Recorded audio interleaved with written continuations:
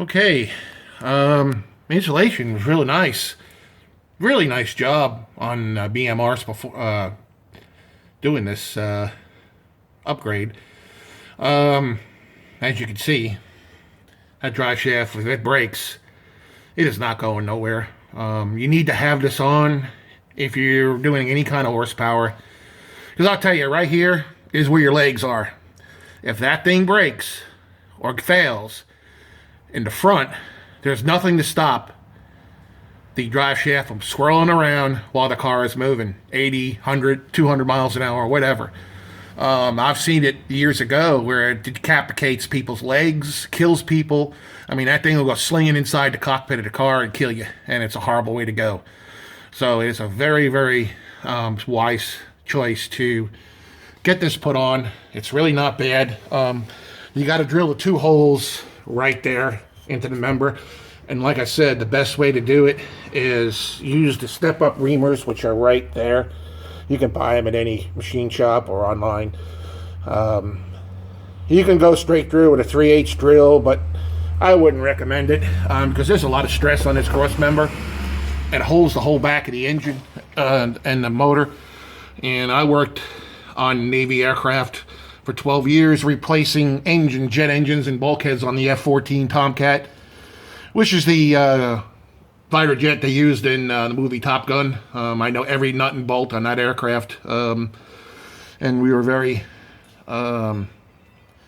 special about metal fatigue and what causes cracks. And anytime you drill a hole, you have a chance.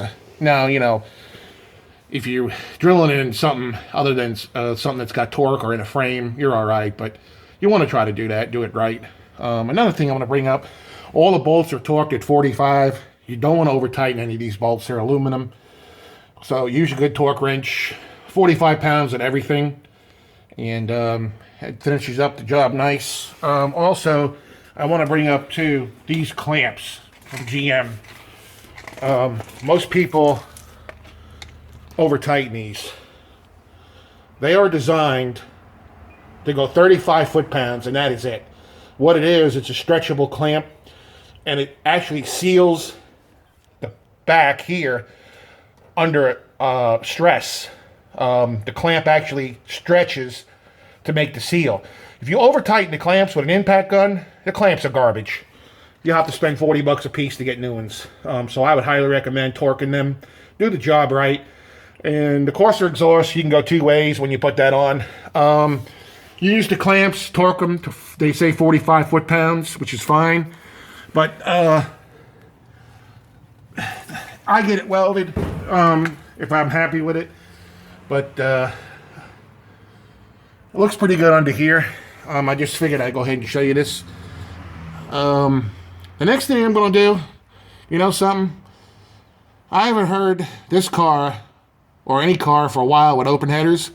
I'm going to start this son of a bitch up, and I'm going to wake the neighborhood up. I'm sorry, I've got to hear some rumbling with this cam, what this car sounds like with open headers. So that'll be in my next video. I mean, let's hope the cops don't show up, but I've got to hear it. True Motorhead.